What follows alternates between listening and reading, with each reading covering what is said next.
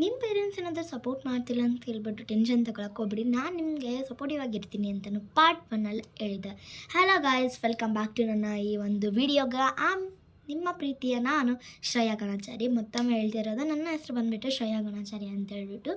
And ನಿಮಗೇನಾದರೂ ಭಾಳ goal ಆ ಥರ ಏನಾದರೂ ಭಾಳ ಇದ್ದರೆ ಸಾಧಿಸ್ಬೇಕಪ್ಪ ಹೀಗೆ ಹಾಗಂತ ಇರುತ್ತೆ, ನಿಮಗೂ ಭಾಳ ಒಂದು ಛಲ ಇರುತ್ತೆ.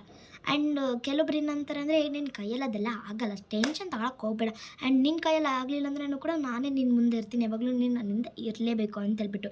ಕೆಲವೊಬ್ಬರು ನಿಮ್ಗೆ ಆ ಥರ ಹೇಳಿದರೆ ನೀವು ಅಂದ್ಕೊಳ್ಬೋದು ಅವ್ರು ನಮ್ಮ ನೆಗೆಟಿವ್ ಬಗ್ಗೆ ಹೇಳ್ತಾರಂತ. They are the well wishes for you guys.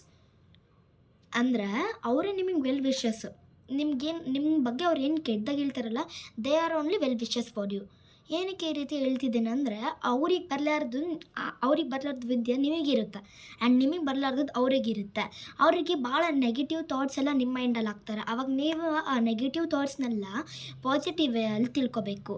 ಈ ಥರ ವೀಡಿಯೋಸ್ಗಿನ್ನೂ ನಿಮಗೆ ಭಾಳ ಬೇಕಿದ್ರೆ ನಾನು ಪಾರ್ಟ್ 3 ವ್ಲಾಗಲ್ಲಿ ಕಂಪ್ಲೀಟಾಗಿ ತಿಳಿಸ್ತೀನಿ. Tata, see you in the next video.